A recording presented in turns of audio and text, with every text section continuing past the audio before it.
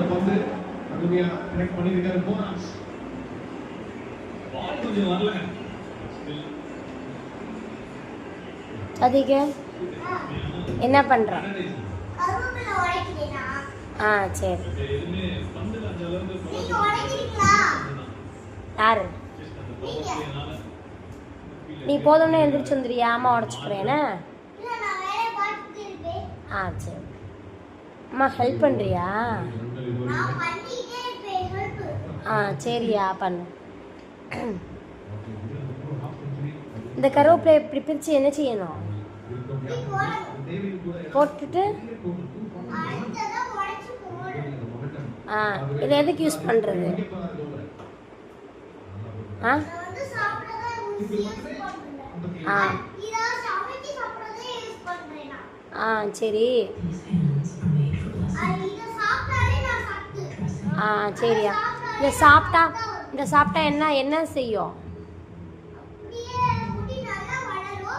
அதுல எல்லாம் தெரியும். சூப்பரியா. உடைக்கிட்டே போட்டு அங்கிட்ட போட்டு. உடைச்சு சுரங்கல தான் போடணும். ஆமையா. நான் இந்த கையில எடுத்து உடைக்கணும் அப்படியே. அப்பதான் நமக்கு ஈஸியா இருக்கும். ஆமையா சொல்லும்.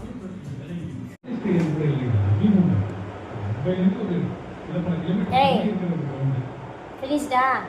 அதான் finish தான். ஆனா நான் முடிச்சு போறேன் தான் இங்க தரணும். சரியா. நான் தரணும்ல பார்த்துக்கிட்டே இருந்தா நான் தள்ளிட்டு இருப்பேன். சரி.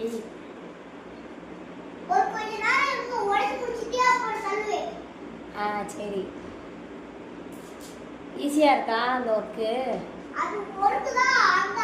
அந்த உடைக்கிறதுலயே இருக்கக்கூடாது. உடைச்சு முடிச்சிட்டு வேகமா தூங்கணும். அப்பதான் வேகமா எந்திக்க முடியும். ஸ்கூலுக்கு 9 மணி போகணும். எல்லா மணி போகணும். 9 o'clock 9 மணி போகணும்.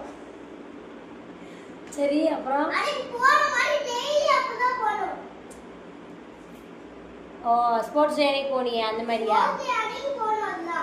அதான் ஃபினிஷ்டா முடிஞ்சா? எல்லாத்தையும் எப்படி தள்ளுவேன்? எல்லாத்தையும் ஸ்ப்ரெட் பண்ணி போட்டுரு. எல்லாத்தையும் ஸ்ப்ரெட் பண்ணி விட்டுரு. என்ன ஸ்டெப் பண்ணி போடணும்? அந்த கருவேப்பிலையெல்லாம் ஸ்ப்ரெட் பண்ணி விடு. பரப்பி விடு ஒன்று போல.